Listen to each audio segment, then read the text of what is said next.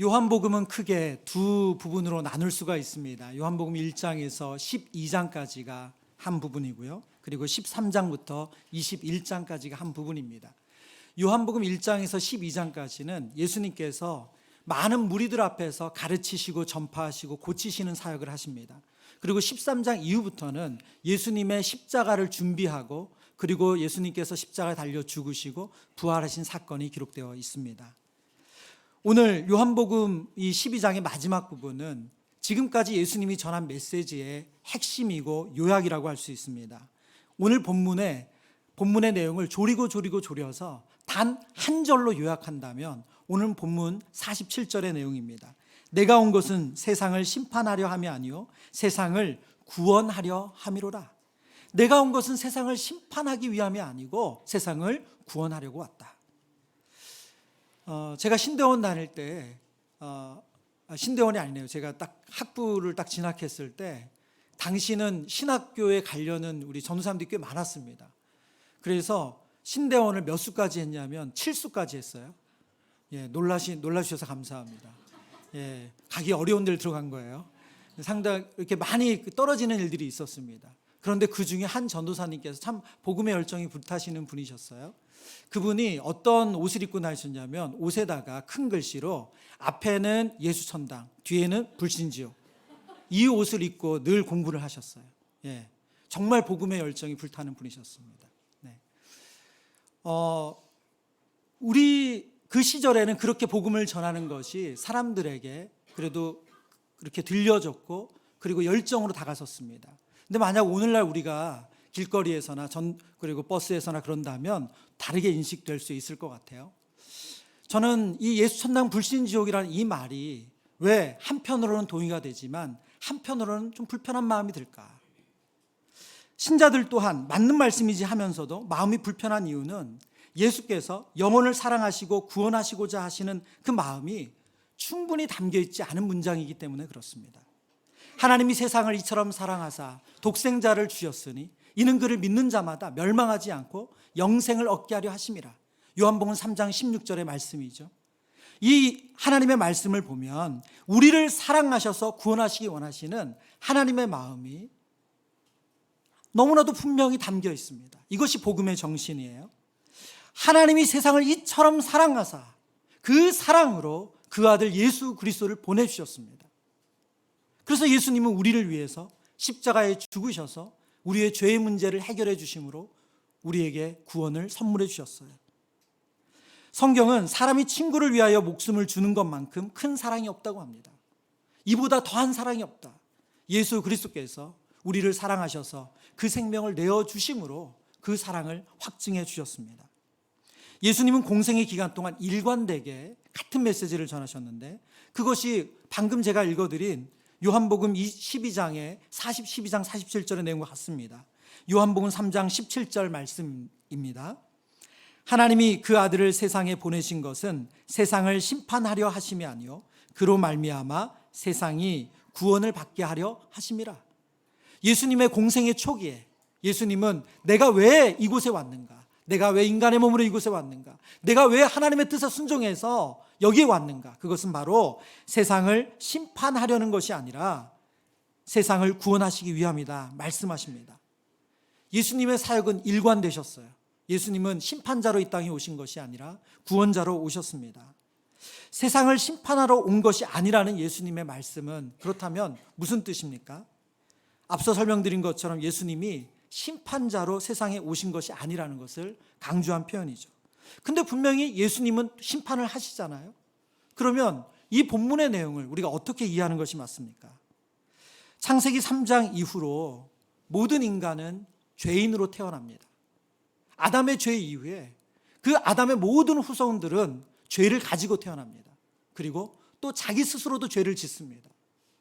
모든 인간은 죄인으로 태어나서 결국은 심판에 이르는 것이 성경이 우리에게 알려주신 메시지입니다.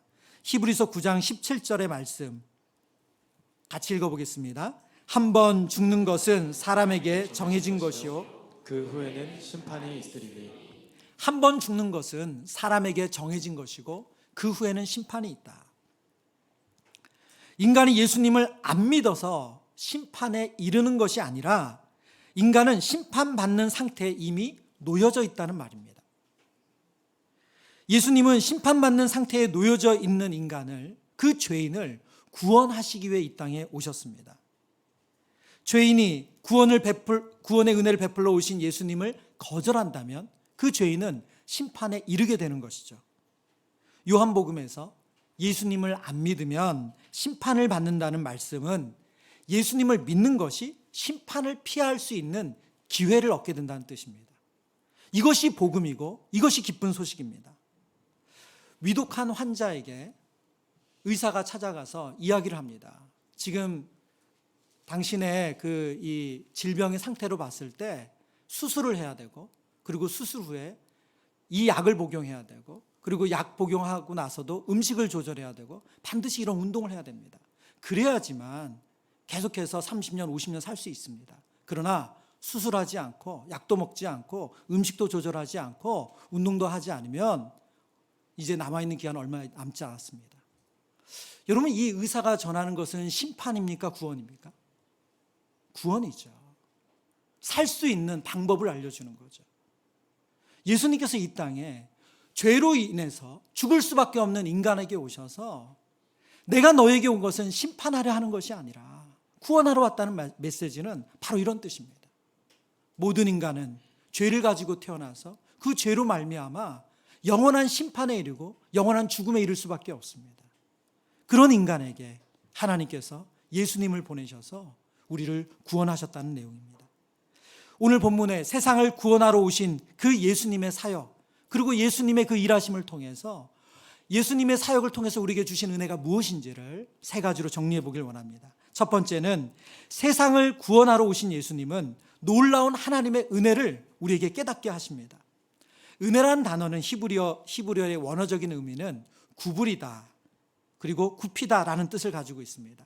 그리고 이 구부리다, 굽히다는 뜻 안에서 아랫사람에게 호의를 베풀다는 의미로 확대되었습니다.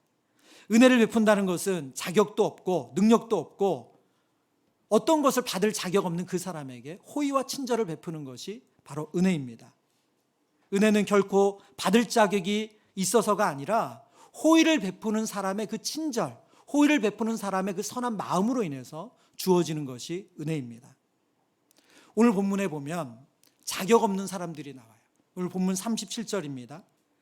이렇게 많은 표적을 그들 앞에서 행하셨으나 그를 믿지 아니하니.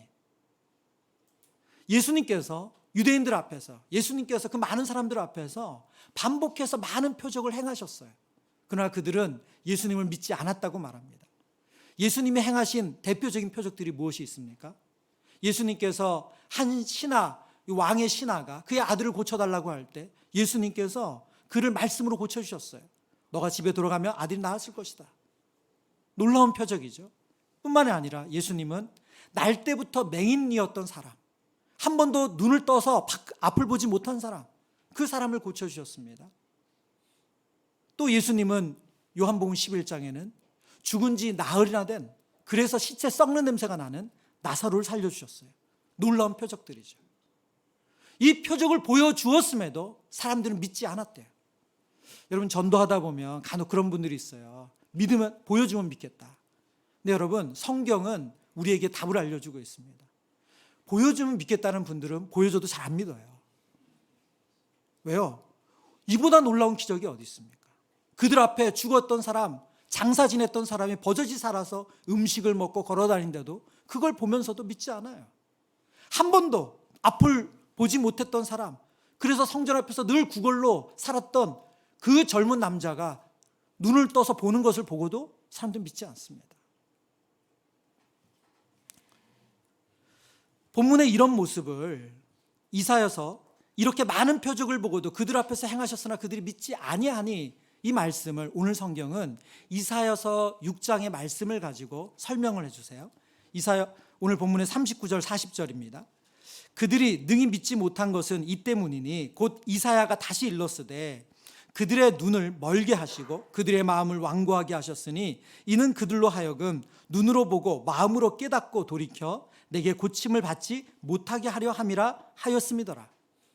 이 말씀을 우리가 읽다 보면 하나님께서 사람들의 마음을, 그 사람들의 눈을, 사람들의 귀를 못 듣고 못 보고 마음을 다치게 한 것처럼 우리가 이 본문을 읽을 수가 있습니다.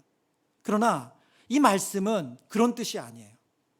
오늘 왜 이사야 선지자가 이 말씀을 전한 이 내용은 어떤 뜻인가? 이것은 하나님께서 고의로 사람들을 그분을 믿지 못하도록 막으셨다는 것이 아니라 하나님께서 그들이 선택한 대로 내버려 두셨다는 뜻입니다. 로마서 1장에 그들의 정욕대로 내버려 두사라고 말씀하시는 것과 같은 내용이에요. 그러니까 하나님은 아무 생각도 없고 순수한 사람들에게 그 말씀을 듣지도 못하고 기적도 보지 못하도록 눈을 가리고 귀를 닫았다는 말씀이 아니라 그들은 원래 그런 죄된 상태, 듣지 않으려는 완고한 마음이 있었는데 그 상태로 내버려 두셨다는 거예요. 우리가 앞에서 예수님께서 날 때부터 맹인되었던 사람을 고친 기적을 보았습니다. 그 사건이 바로 이 단적인 예입니다. 날 때부터 앞을 보지 못하는 맹인이 고침을 받고 나서 사람들에게 회자가 됐어요. 그리고 그 소식을 들은 바리새인들과 유대인들이 이 사람을 찾아와서 묻습니다. 너가 어떻게 나았냐? 그래서 그가 말합니다. 나를 예수라 하는 이가 나의 눈을 뜨게 해줬다. 이 이야기를 본문을 보면 3번이나 확인을 해요. 이 사람들은 분명히 이 사람이 보지 못했다가 나았다는 것도 알았고 그를 고친 분도 예수 그리스도라는 사실도 알았어요. 그런데도 확인합니다.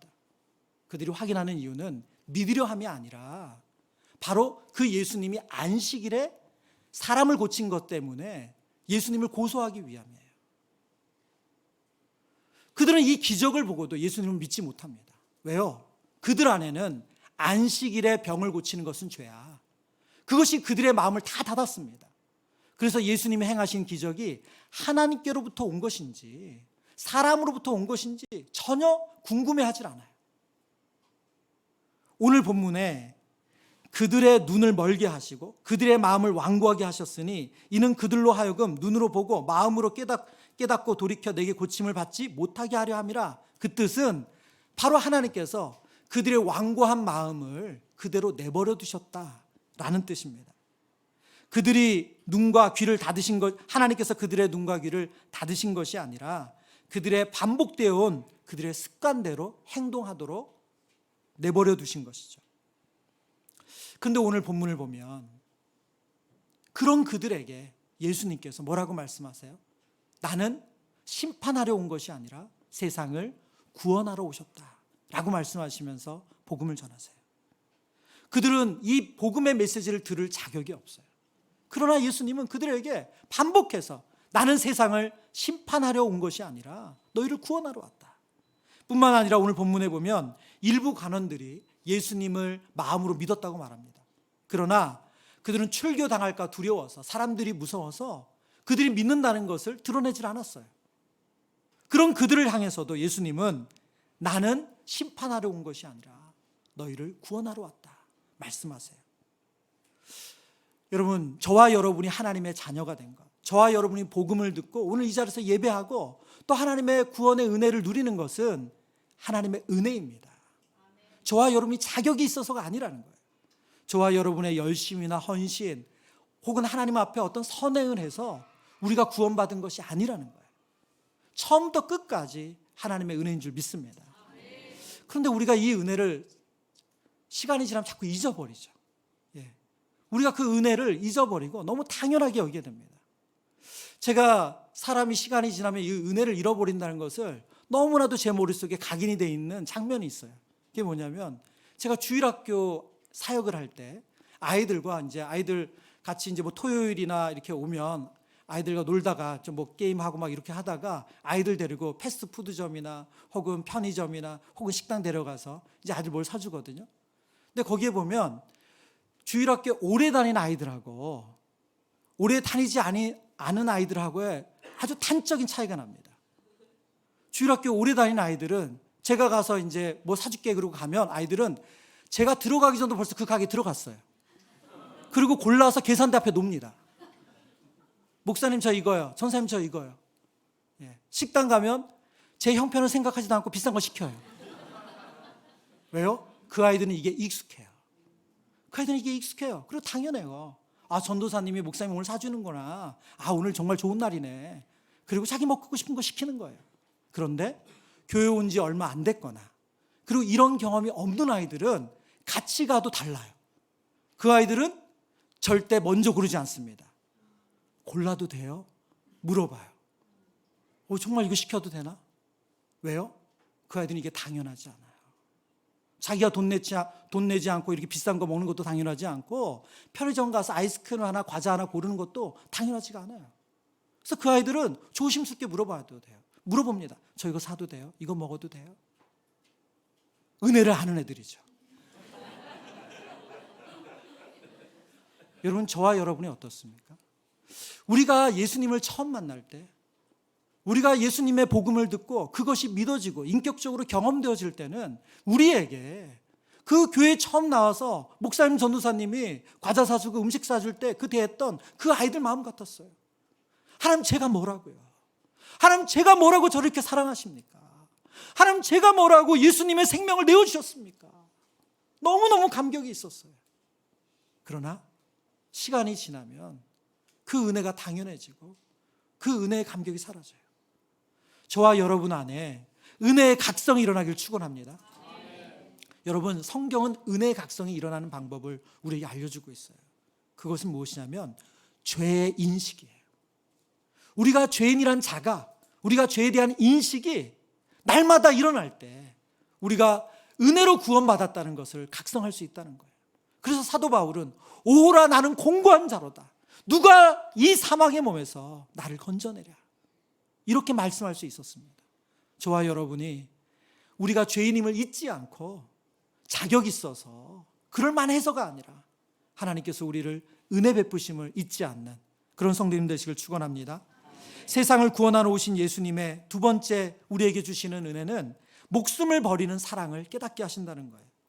예수님께서 세상을 구원하신다는 것은 다른 말로 하면 세상을 구원하시기 위해 목숨을 희생한다는 뜻입니다.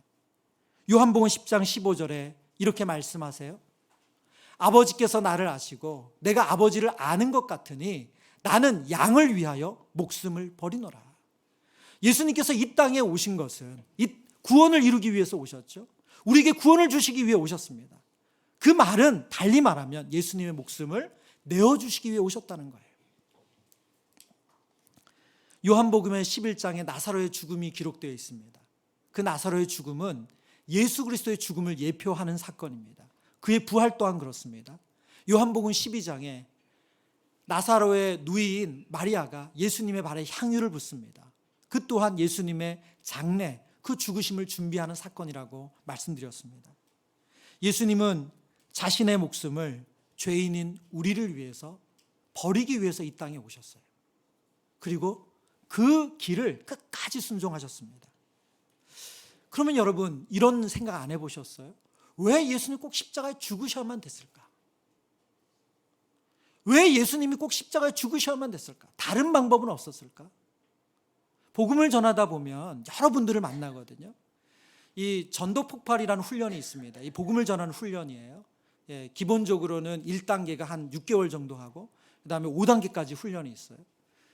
제가 이전에 섬기던 교회에서 1단계 훈련을 받았어요. 근데 그 훈련을 받으면 그 복음을 전할 때 여러 상황에 대한 대처 방법이 나와요. 그게 뭐냐면 이 복음을 전한 대상자의 반대 질문이 있다는 거예요. 대상자가 이런 질문을 할 때 어떻게 대답해야 되는지 그것을 알려줘요. 근데 여러분, 반대 질문 가운데 어떤 게 있냐면 하나님 너무 잔인한 분이라는 거예요. 어떻게 자기 아들을 십자가에 죽이냐. 너무 잔인하다. 그런 하나님을 어떻게 믿냐. 이런 분들이 있어요. 아주 생각이 깊으신 분이죠. 되게 신학적인 고민하신 분이에요. 여러분, 왜 예수님은 이렇게 우리를 살리기 위해서 목숨을 꼭 내놓으셔야만 됐습니까? 왜 그럴까요? 그 첫 번째 이유는 우리의 죄의 심각성 때문이에요. 마태복음 18장 8절과 9절입니다. 우리 같이 읽어보겠습니다. 만일 내 손이나 내 발이 너를 범죄하게 하거든 찍어 내버리라. 장애인이나 다리 저는 자로 영생에 들어가는 것이 두 손과 두 발을 가지고 영원한 불에 던져지는 것보다 나으니라. 만일 내 눈이 너를 범죄하게 하거든 빼어내버리라. 한 눈으로 영생에 들어가는 것이 두 눈을 가지고 지옥불에 던져지는 것보다 나으니라. 여러분, 아멘이 쉽지 않죠? 여러분, 이 말씀은 성경이지 불경이 아니에요. 근데 이 말씀은 예수님이 정확하게 우리에게 하신 말씀입니다. 왜 이 말씀을 하셨습니까? 죄가 그만큼 심각하다는 거예요. 죄를 지은 팔, 죄를 지은 다리, 그것은 우리를 영원한 형벌에 빠뜨릴 수 있대요. 오늘 성경에 배운 지옥에 빠뜨릴 수 있대요. 그 죄는. 그래서 그 팔, 그 다리 혹은 그 눈을 빼버리고 하나님 주신 그 영원한 나라에 들어가는 것이 낫지, 영원한 지옥에 들어갈 것이 아니다. 죄의 심각성을 이야기하시는 거죠. 그러나 우리는 그 죄의 심각성을 잘 인식하지 못합니다. 우리나라 국민 중에 14%가 앓고 있는 질병이 있대요. 당뇨입니다. 당뇨. 14%의 국민들이 당뇨를 앓고 있다고 합니다. 물론 정도의 차이는 있겠지만, 여러분, 당뇨라는 질병에 가장 이 질병에 무섭고 또 그런 특징이 있다면 바로 합병증이죠. 약을 잘 먹으면 이 당 수치가 잘 조절이 돼요. 그런데 이 운동과 식이 조절과 약 복용을 잘 안 하면 이 당뇨는 여러 가지 합병증을 유발합니다. 그 중에 하나가 당뇨족이라는 당뇨발이에요. 이 당뇨를 앓고 있는 분들은 이 손이나 발, 이 몸의 이 지체의 끝으로 감각이 무뎌집니다. 처음엔 감각이 무뎌져요. 그리고 저림 증상이 와요. 그리고 통증이 느껴질 때가 있습니다. 그러다가 상처가 나면 그 상처가 잘 아물질 않아요. 이런 게 반복되면 어떻게 해야 되냐면 그 손이나 발을 잘라내야 돼요. 처음에 손과 발을 뭉뚱그리게 자르는 것이 아니라 바로 마디를 잘라내는 거죠. 그 당뇨로 인해서 괴사가 일어나는 손, 괴사가 일어나는 발가락의 그 부위를 잘라내는 수술을 할 수밖에 없습니다. 왜 그렇게 해야 되죠? 생명을 살려야 되니까. 그 몸을 살리기 위해서 그 사지를 자르는 일을 하는 거예요. 이게 당뇨의 무서움입니다. 오늘 성경이 우리에게 왜 예수님께서 만일 내 손이나 내 발이 너를 범죄하거든 찍어내버리라. 장애인이나 다리 저는 자로 영생에 들어가는 것이 두 손과 두 발을 가지고 영원한 불에 던져지는 것보다 나으니라. 우리의 죄가 그렇게 심각하다. 죄의 문제를 해결하지 않으면 영원한 지옥불에 던져진다. 그 죄의 심각성을 이야기해 주세요. 그러나 우리의 죄는 손을 자르고 눈을 빼고 그리고 다리를 자르는 것으로 해결되지 않습니다. 히브리서 9장 22절의 말씀입니다. 율법을 따라 거의 모든 물건이 피로써 정결하게 되나니 피 흘림이 없은즉 사함이 없느니라. 우리의 죄는 피 흘림으로만 깨끗하게 될 수 있습니다. 예수님이 왜 십자가에 죽으셨습니까? 저와 여러분의 죄를 깨끗하게 하려면 반드시 피 흘림이 필요해요. 그래서 예수님께서 저와 여러분을 살리시기 위해서 십자가에서 우리를 대신해서 그 피를 흘려주셨습니다. 여러분, 그래서 예수님께서 나는 세상을 구원하러 오셨다라고 말씀하시는 것은 나는 너희를 위해서 목숨을 내어줄 거야 라고 말씀하시는 엄청난 사랑의 선포입니다. 이 모든 것을 아시는 예수님께서 저와 여러분을 위해서 세상을 구원하시기 위해서 자신의 목숨을 십자가에서 내어주셨습니다. 어린 시절에 들었던 설교 중에 시간이 지나도 잊지 않은 설교가 있어요. 요한복음 3장 16절을 가지고 하신 설교거든요. 하나님이 세상을 이처럼 사랑하사, 이 본문을 가지고 설교하시면서 얘들아, 이처럼이 무슨 뜻인 줄 아니? 이처럼이란 하나님께서 아들 예수 그리스도를, 독생자 예수 그리스도를 우리를 위해서 보내주신 거야. 그게 이처럼이란 뜻이야. 그렇게 설교자가 설교하셨어요. 여러분, 저와 여러분이 받은 사랑은 무엇입니까? 하나님께서 저와 여러분을 위해서 예수님을 십자가에 내어주신 사랑이에요. 그 사랑이 저와 여러분 받은 사랑이에요. 우리는 우리의 가치를 업적이나 성과로 평가할 때가 참 많습니다. 그것은 뭐 직장 생활을 하든 안 하든 상관이 없어요. 가정에서도 자녀들이나 배우자나 가족들이 인정을 해주는 것, 그것으로 우리의 가치를 생각하죠. 직장에서도 사회에서도 그렇습니다. 그러나 여러분, 그것은 성경적인 원리가 아닙니다. 여러분이 무엇을 얼마나 잘하느냐 못하느냐로 여러분의 가치를 매긴다면 그것은 예수님이 여러분을 위해서 죽으신 그 사랑의 가치를 훼손하는 거예요. 왜요? 하나님은 여러분을 이처럼 사랑하셨어요. 예수님을 십자가에 내어주실 만큼 사랑하셨어요. 예수님의 가치, 여러분의 가치는 그 예수님을 내어주신 것만큼의 가치예요. 그런데 가족들이 나를 알아주고 못 알아주고, 직장에서 내가 좋은 평가를 받고 못 받고, 혹은 사람들이 나를 뭐라고 부르냐에 따라서 여러분의 가치를 인식한다면 그것은 예수님이 우리에게 베풀어 주신 그 놀라운 사랑을 우리가 값없게 여기는 것입니다. 혹 여러분 가운데 마음이 무너지는 분이 계세요. 나 정말 제대로 하는 게 없어. 내가 이런 말 듣고 살아. 정말 그만둘까? 여러분 그런 마음이 있다면 오늘 이 말씀이 저와 여러분에게 주시는 하나님의 놀라운 선포인 줄 믿습니다. 왜요? 예수님은 저와 여러분을 위해서 죽으셨어요. 그 가치가 저와 여러분의 가치인 줄 믿습니다. 세상을 구원하러 오신 예수님의 세 번째 우리에게 주시는 은혜는 보내신 분에 대한 철저한 순종을 우리에게 보여주십니다. 예수님께서 이 땅에 오신 것은 하나님께서 죄인을 구원하시기 위한 하나님의 구원 계획에 따라서 오셨어요. 그래서 예수님은 하나님의 보내심을 받아서 이 땅에 오셨다 말씀하십니다. 오늘 본문 44절과 45절 우리 같이 읽겠습니다. 예수께서 외쳐 이르시되 나를 믿는 자는 나를 믿는 것이 아니요 나를 보내신 이를 믿는 것이며 나를 보는 자는 나를 보내신 이를 보는 것이니라. 아멘. 오늘 본문에 강조되어 있는 표현이 있죠. 나를 보내신, 나를 보내신. 예수님을 보내신 분이 분명히 있다라고 말씀하시고 그분이 바로 하늘 아버지라고 말씀하십니다. 만물을 창조하시고 통치되신 하나님께서 예수님을 이 땅에 보내주셨습니다. 요한복음은 처음부터 끝까지 예수님이 하나님께로부터 보냄받았다는 것을 우리에게 강조하시고 알려주고 있거든요. 요한복음 5장 30절 말씀입니다.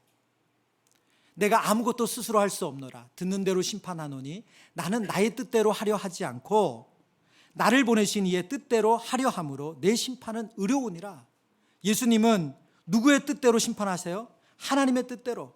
나의 뜻대로 예수님은 하는 것이 없다 말씀하세요. 예수님이 수가성에 방문하셔서 사마리아 여인과 그 성에 있는 사람들을 구원하실 때 제자들이 음식을 가지고 예수님께 왔습니다. 그때 예수님께서 그 제자들을 향해서 이렇게 말씀하세요. 나의 양식은 아버지의 뜻대로 행하는 것이다. 나의 양식은 아버지의 뜻대로 행하는 것이다. 예수님은 하나님의 뜻대로 이 땅에 오셨고 그 뜻에 철저히 순종하셨습니다. 그러면 하나님의 뜻은 무엇이었습니까? 요한복음 6장 39절입니다. 같이 읽겠습니다. 나를 보내신 이의 뜻은 내게 주신 자 중에 내가 하나도 잃어버리지 아니하고 마지막 날에 다시 살리는 이것이니라. 아멘. 하나님께서 예수님을 보내신 뜻은 영혼을 구원하는 거예요. 오늘 표현으로 하면 세상을 구원하시는 겁니다. 그래서 예수님은 이 땅에 하나님의 보내심을 받아서 이 땅에 오셨어요. 여러분 성경을 보면 예수님이 행하시는 그 사건 뒤에 말씀을 성취하셨다, 말씀을 이루셨다는 말이 반복적으로 나오는 것을 우리가 볼 때가 있습니다.